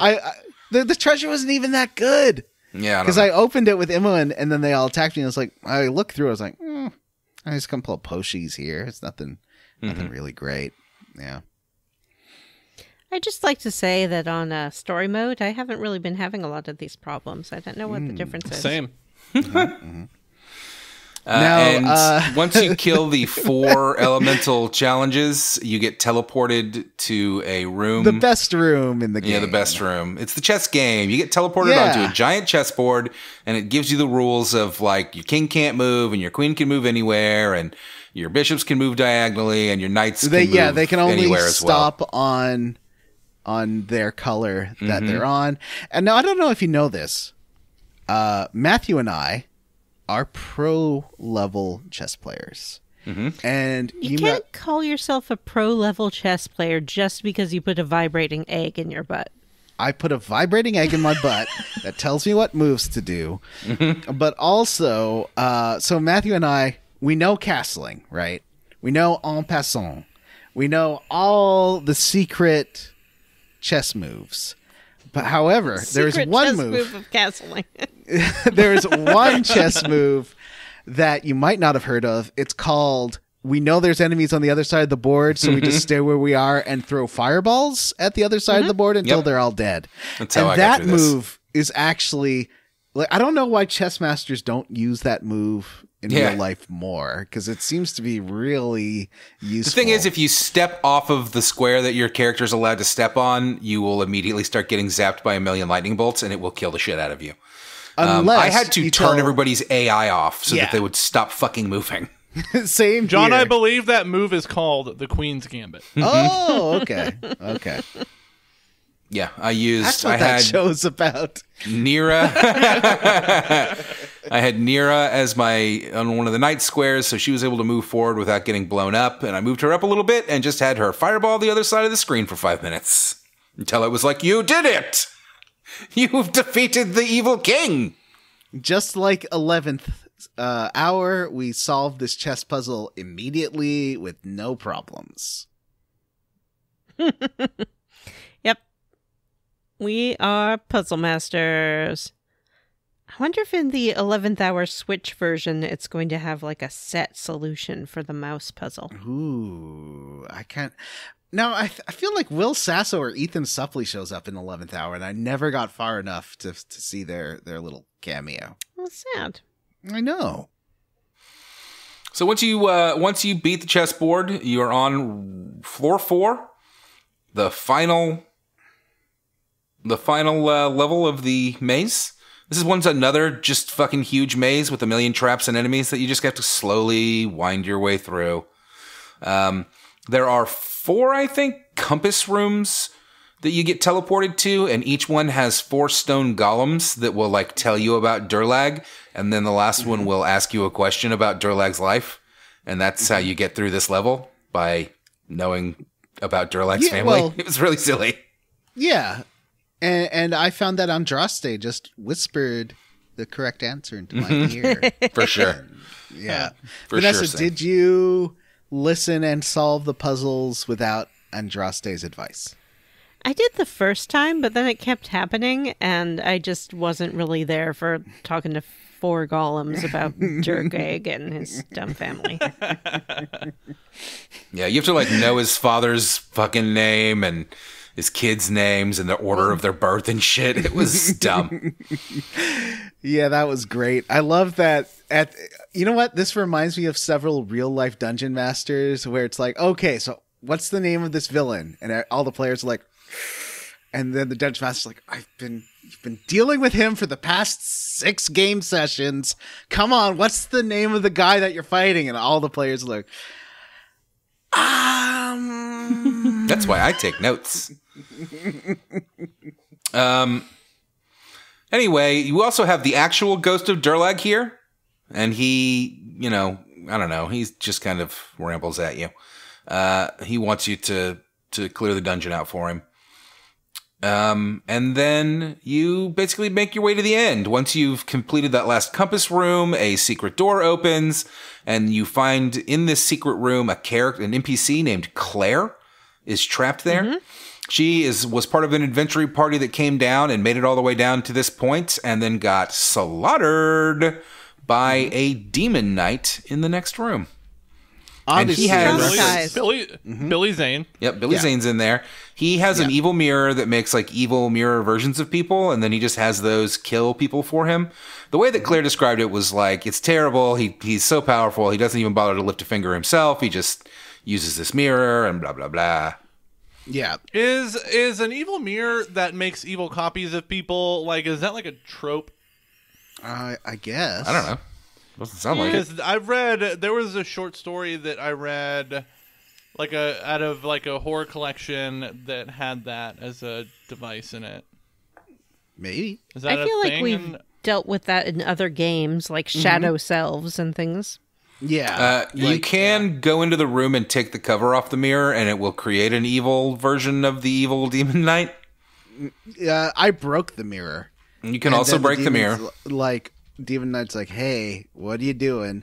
So I ran up with Esminsk, broke the mirror, then ran back up and let the Demon Knight fight all the summoned versions of my party and him that appear, and then kind of just mopped it up at the end. That's pretty smart. I was not able to pull that off with my thief. I tried to get Corin down there to do that, and the Demon Knight saw him and one-shot him. Well, that's why I had to send Minsk, because he was like the most powerful, like strongest person. I also hasted him so that he could run there and back really fast. And but before that, I was going to say that I feel like Claire was an obvious Lost reference, except that this game came out 6 years before Lost, because she was just saying, "Charlie, my baby, Charlie, where's the baby? We're going to establish an elaborate backstory for me and my baby, and then write me off the show for some reason." Remember that when they wrote Claire off? I didn't watch Lost, even though they spent the first 2 seasons saying how her baby was going to be like a powerful superhuman. They did that all the time with everything. Yeah, with Walt too. This boy, what's his name? Walt. Yeah, he's the most important Superman. I only watched the last season of Lost. Weird. Wow. That's a true story. So that with Sawyer as the cop, and everyone's lives are kind of topsy-turvied. Yeah, they're all just kind of living in Los Angeles and having a normal life. Yeah. And sometimes it goes to this wackadoo island. Yep. That sounds like a great show. Yeah. But, oh man, I can't believe that Claire didn't go anywhere. That was Okay. so weird. Anyway, So, sorry. as for me, I did not fuck with the mirror after that. I just did it the old-fashioned way and went down and killed this demon knight. I'm going to pursue pursue my movie career. So, once you kill the demon knight, there is another party member of Claire's is still alive in the room, and you can rescue him. And this is the son of the guy this is the son that you were told was missing. So he's like, great, him. I'm leaving. And he leaves. Yeah. And that's where the guide was like, now he's going to complete that Ulgoth beard mission. I'm like, the what now? Pardon? Who's beard? What? and he also, the Demon Knight has the Soul Taker dagger on him. So you wrap up all your little side quests at once here, and you return to Ulgoth's beard, and you are immediately attacked by a group of cultists. A cult enforcer takes the dagger and teleports away. And then you go and talk to what's-his-face that I said earlier, I can't remember now, the dwarf that asked you to find the dagger, and he's like, well, they're in Chandelar's house, so go get them. The end. So I went over to Chandelar's house, and it's just a shitload of fucking dudes here. Like, as soon as I walked up to the house, there were some cultists outside, and I had to fight a whole pack of them. And then I went inside, and I had to fight another pack of them. Run out of a nearby house, too. Yeah, they're everywhere. I had a tough time with this just because it was weirdly positioned, and my back line kept getting killed quickly, and I had to do the old initiate the fight and then fall back a little bit and let them come to me. It wasn't that hard, but that's where Nira and Imoen got totally murdered by those assassins that backstabbed them. So once you go into Chandelar's home, you find an underground chamber. I should say the cultists want the dagger because they're going to use it to resurrect a demon named Akletek. Oh. So you head down into this underground chamber, and you find more cultists. They break the dagger, which releases the demon, and you have to kill it. I mean, what else? It's the same thing. It's the same. All of these things resolve the same. Murder things. This was the hardest fight of the game for Really? me. Yeah, he keeps... So there's a bunch of cultists in there, and if you kill the demon, it will resurrect in the body of one of the cultists. It'll do that exploding thing like the wolf wears. Ooh. So you have to... If you're smart, you will kill the cultists first. Me, I just killed the demon 6 times. It's like, fuck you, demon. It also casts a little spell on some of your party members that will turn them into a ghoul. A gabagool? They can't be resurrected after that. So you have to make sure that you're dispelling that if they get that status effect. Wow, I didn't think I got that. Oh, well, anyway, They'll ghoulify you. We killed this ancient evil demon. I mean, we just killed a demon knight. I don't know why this would be any harder. These people need to realize we're pretty powerful. Because of the ghoulifying. I didn't realize what was happening, and I had killed the demon successfully. I was like, hooray! And then my main character turned into a ghoul, and it was like, game over. Wow. It's a true story. So we killed the demon and saved the day. We did it. Yay! Yay! There's probably a few other small side quests in Ulgoth's beard, but we've talked about enough of them. That's the big bonus content for the game outside of Siege of Dragonspear, of course, because that's what we're going to be doing next week. Are we? Or are we going to talk about some side quests to finish up this episode? All right, well, listeners, we're going to not finish Chapter 7 this week. We'll just... We'll wrap it up next week with the first half of Siege of Dragonspear, probably. Yay! Yeah, but I still have stuff to talk about this week. That's right. It's time for Vanessa's Side Quest Corner. I would like to talk about Rashad, assuming that's his name. Mm-hmm. Do I have that right? Rashad the monk? Yeah. Yes. Monk man? Mm-hmm. But... Sun monk. Yes. Sun monk. We didn't talk about the culmination of his quest, I don't think. No. I just started it. I never went back to it. All right. Well, Johnny, I gave you a week to try to do it, and you didn't do it, so now I'm going to talk about it. Get ready for spoilers. I'm fine with that. So he is being dogged by another cult. Let me pull up a little walkthrough here. I'm sorry. Cut this out.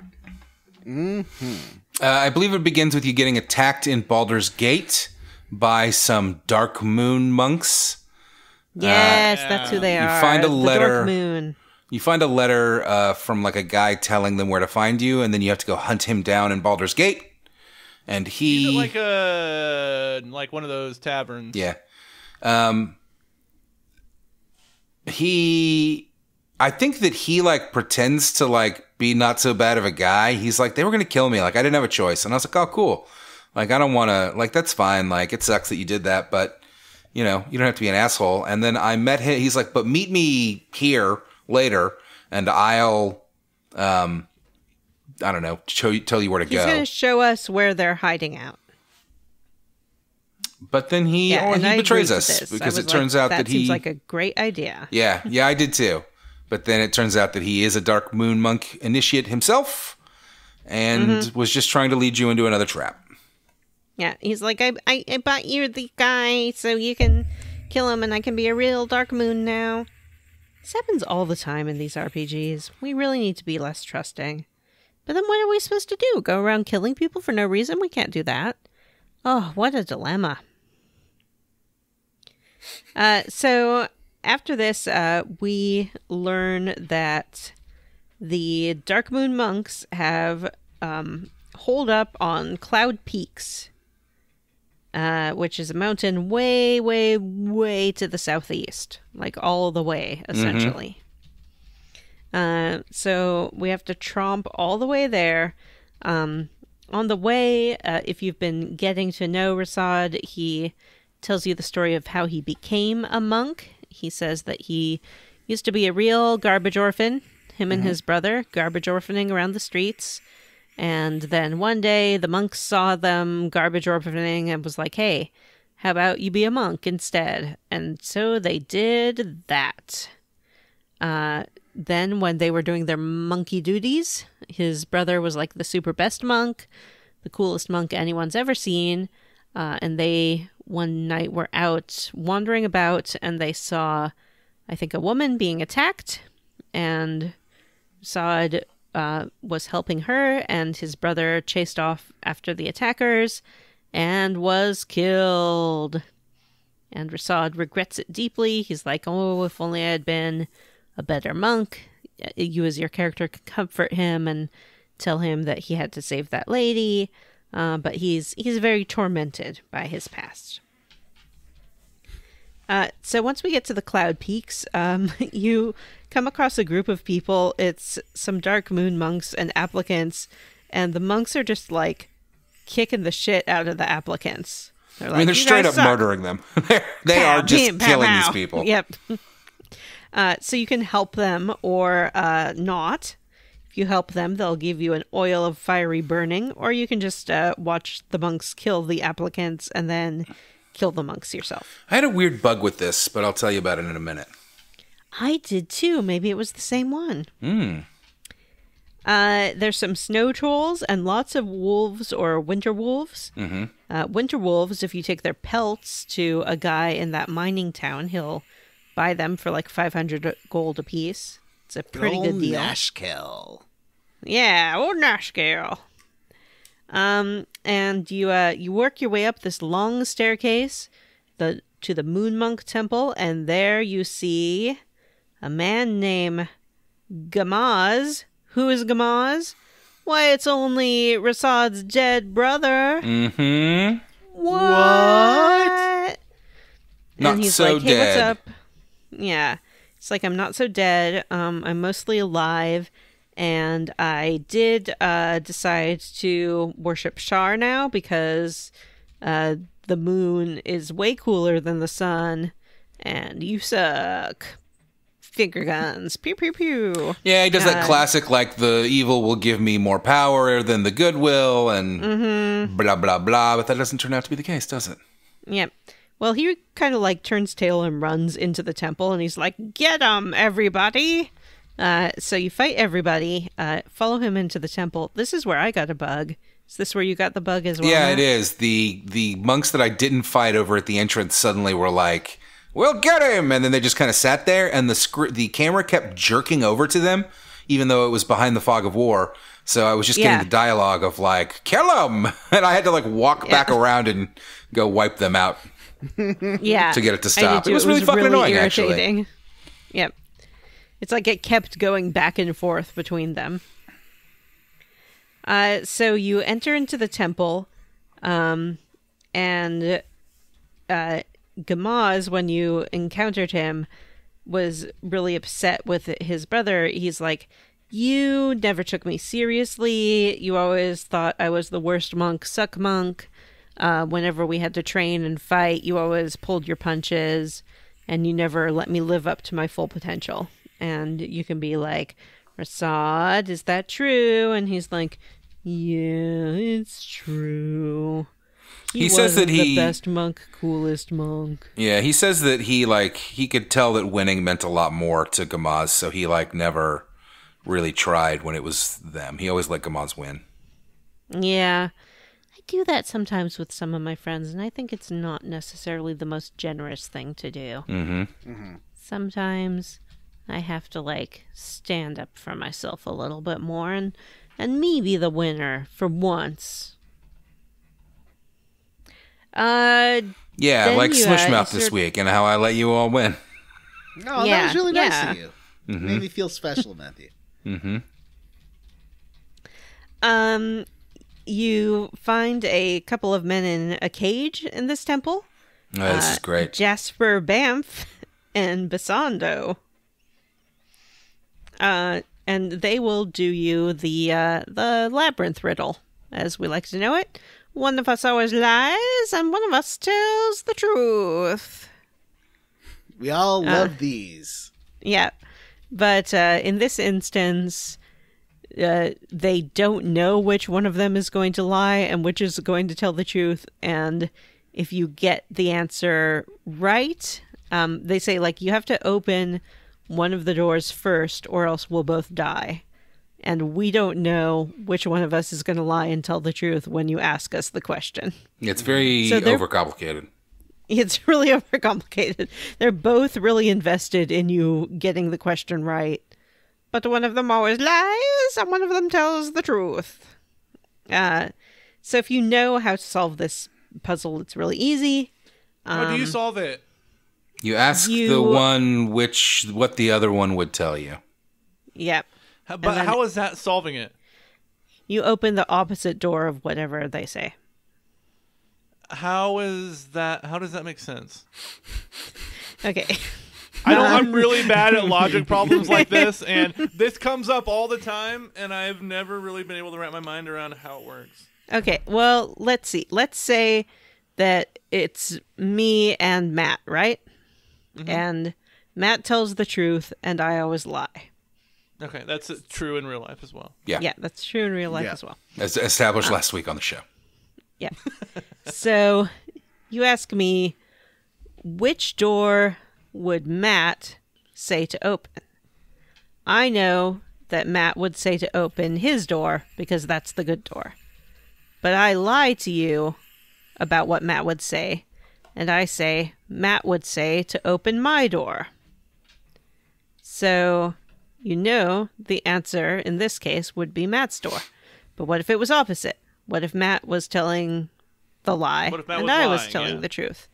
So if the answer is Matt's door, Matt would lie and say the answer is Vanessa's door. And then I, telling the truth about what Matt will say, would say Matt will say the answer is Vanessa's door. So the answer is still the opposite. Oh, got it. I see. Okay. Wow, I finally understand that. Remember when I made you guys play Darkseid 2? Mm-hmm. Yeah. Mm-hmm. One of the best nights of my life. There was one of those puzzles in Darkseid 2. Yep, I remember. When you had to unlock the zipper door. And I never really understood it until right now. Now you get it, and I can tell by the happy pink flush on your cheeks that you're definitely going to remember this solution in the morning. Yay! So you open the cages. One of the dudes in there is a Dark Monk spy, and he'll go invisible and kind of wait around to backstab you later, but the other guy will be happy and go free. Finally, we reach the summit. They have one more like chat with Gamaz, and it's like, hey Gamaz, how about you don't be evil moon guy and be a sun monk again? And Gamaz is like, no thank you. So you have to kill his minions and then kill him, and you get some glimmering bands, which are like, I guess, bracers. But they're shiny. That's right. That's we it. kill Gamaz again. Yep. And then you can comfort Rasad, be like, your brother was, dead a long time ago. You just killed the husk of what used to be him. Mm-hmm. Does anybody else have any side quests they want to talk about? I have another one I can talk about. Do it. Did y'all meet the fisherman and the little girl? I think I did. So you run into these fishermen, and they're like, oh, we're having such a terrible time because there's this evil priestess who has cursed our fishing boats. She's cursed the lake. She won't let us fish. It's awful. We're being harassed by this priestess of Umberlee. Who is Umberlee, you might ask? Umberlee is known as the Bitch Queen. Oh, yeah. Wow. Oh, yeah, I did do this her whole deal is being like Poseidon, basically. So you talk to these fishermen, and they're like, can you please go take care of this priestess and get her to stop harassing us? And you're like, oh, sure. So you go to confront the priestess, and she is a little baby child of about 12 years old. Mm-hmm. And she's like, hey, did you see those fishermen? They killed my mom, and they took my mom's special thing, and you're working through them, so I'm going to fight you now. So you're forced into battle with this little 12-year-old. Right. And then once she gets like to almost dead, she's like, please don't kill me. I'm a little baby. And you're like, okay. Well, we were trying to tell you. We didn't want to, well, at least for me, I was like, I was trying to tell you the whole time, I don't want to fight you. I just wanted to find out your side of things because the fisherman seemed a little fishy. Yeah. And so she says, yeah, they stole my mother's elemental summoning bowl, and they tortured her before they killed her so they could find out how to use it. And now they're like pillaging the seas and taking too many fish and overfishing. So can you please bring my bowl back? Now, I said yes. However, before this dialogue engaged, she had already exploded into pieces. Oh. But we still had this talk. It was like, okay, maybe if I leave and come back, and I come back and it's just still little pieces of her all over the walls, and I'm like, I'm just going to put this bowl down. Yeah, tugging at my collar. We all like put the bowl down and back out of the room and just leave. You must have like had something like poisoned her or something, right? So that when the battle ended, she still kept taking damage. Yeah. Yeah. Well, I think that Minsk was in berserker mode and probably he didn't stop when the battle ended and exploded her. Yeah, that's cool. Yeah. So, yeah, I went back and they were like, well, listen, Like, maybe it's true what she said, but we made a really cool deal with Talos, who's like the Storm Lord. And like he is just as evil as the Bitch Queen and stuff. So you can take the bull, but then Talos is going to be mad at you. So really it's just like a whole bunch of evil people fighting about what kind of evil they're going to be. But because one of them was a child, I did kill the fisherman and take the bull back. I'm not sure if I even actually killed them. I think I just told them I was taking the bull. And they're like, oh, okay. Because he handed it over. And they ran away to their home or something like that.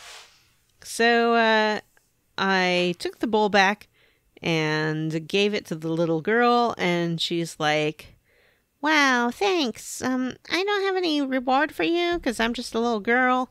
But Umberlee, the Bitch Queen, will be there for you when you need her. Bye.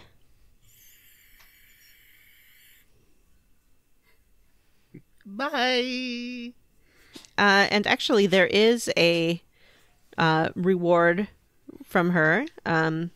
Later on in Baldur's Gate, you can find the body of a child that was killed for trespassing in the Temple of Umberlee, and you can bring it back to the dude, and he will be able to resurrect the kid because you did this quest, I think.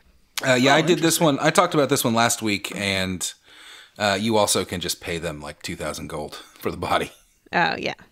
That's right. They'll give you the body if you have the Grace of Umberlee or whatever. That's cool. All right, Yep, well. So that is the second side quest from Vanessa's Side Quest Corner. Let's talk about what we're squarely against. Jim. Oh, I don't know if I'm qualified for this one. I'm roundly for the monk character. What's his name? Rashad? He's a talker. He likes to talk. He's a very talkative party member. Mm-hmm. Like in that he likes to do like little asides, not like voiceover stuff. Yeah. But yeah, I'm into that. I think it's cool. And I love a monk character. Whenever I play like Diablo, I always play as a monk. Or Diablo 3. Mm-hmm. John, what are you squarely against? I'm squarely against the old school D&D amount of traps and how designers think they're super clever but by putting 80 traps into a corridor, and it doesn't actually make fun gameplay. It's just really frustrating and annoying. Vanessa, what are you squarely against? I am roundly for the 4 ward people and their little puzzles. The solution to one of the puzzles was just to read a bunch of books, which I thought was pretty cool. And then there's the whole making wine thing and assembling a gong hammer and banging a gong. That was great. I enjoyed doing all of that. Matt, what are you squarely against? I am roundly for the Baldurand's ship side quest. The whole Werewolf Island thing was really silly and fun. Well, it wasn't silly, but it was... It was goofily handled, but like it was fun, and I liked, you get trapped out there. Like once you get out to that island, there's no getting off. Like you have to do this quest, and I liked it, and I liked killing them wolf wares and them werewolves. I did not like those loop gurus with their impossible to deal with regenerating health, but I managed to make it happen. It was a good side quest.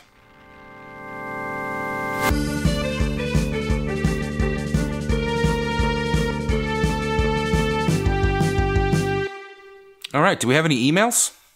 We have an email from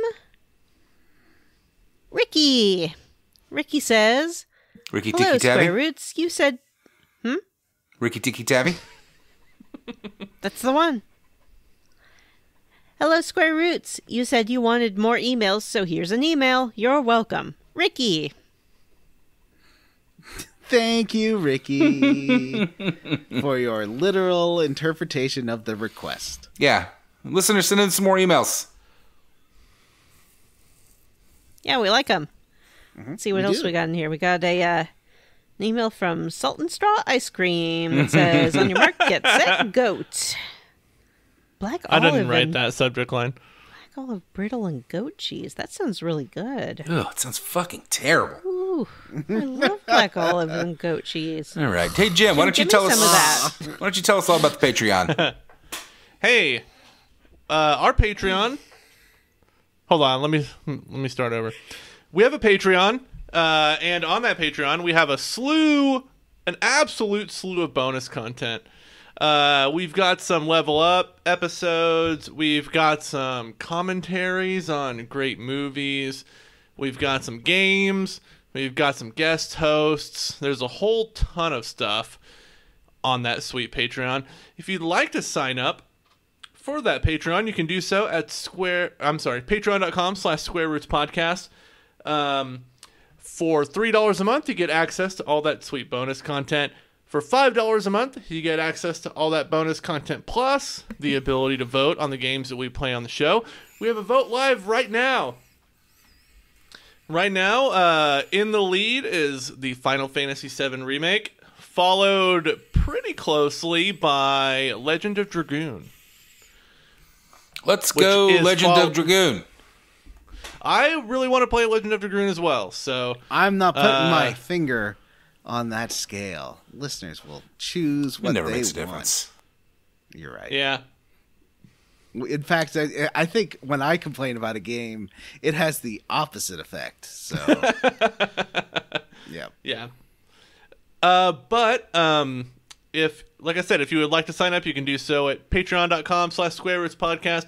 Another benefit of being a patron is every week we like to personally thank some of our patrons.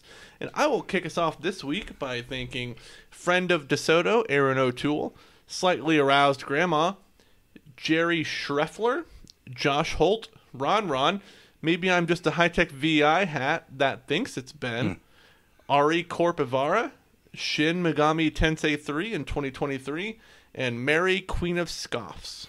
I'd like to thank Armin Hammer. Like to thank Julie, Jeremy I Am, Fresh Eyes, Hang It Up, RP Siege, Katie, Tobin, Star Drifter, and Aaron Serenity Now, Little.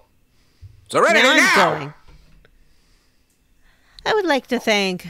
What is Baldur's Gate Baldur, then? For Square Roots Podcast, I'm Stim Stanks. I'm Keysby Knight, Johnny Five Alive, Dave Lacherte, Justin Ham, Maybe Flesh Guys, Julian Curtis, and Mike Marno.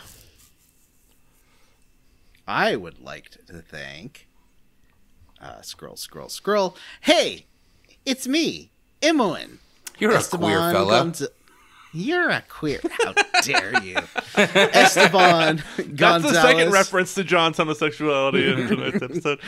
Tom, Baldur's Gate Keep, Gaslight Girl Boss, Breegirth, Nofford, Michael Tully Klein Jr., CharityWater.org, Tyler Crump, Welcome to Cute Boy Jail, Honk Honk, and Florian Jonas Kramer.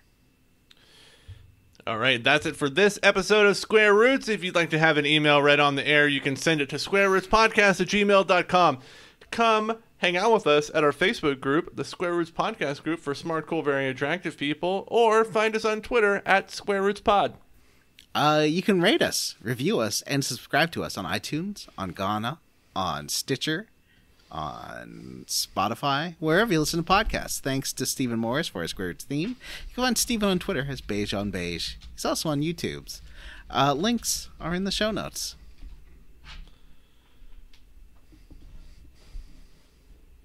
For the Square Roots Podcast. All right, for Square Roots, I am Jim Banks. I'm Matthew Van Zant. I am Johnny Brandon. I'm Vanessa, and I have tired eyes now. Good night, listeners. Tired. Bye. Watching your Look at every Chungus. Look at how sweet she is. Aww. Look at little I wish Chungus. Porky would do that, but she's just sleeping on her chair next to me. Which is Pepper is also cute. asleep next to me. What a good look at her staring at you with adoration. Oh, she's she jumps in my lap to lay down probably 15 times a day, and I have to move her because I'm always on Zoom calls, and I have to like shuffle her. Yeah. You should toss her out to the bed. I do That's how you that get sometimes. canceled. Oh yeah, I should hit stop on Oh, yeah, me the too. record.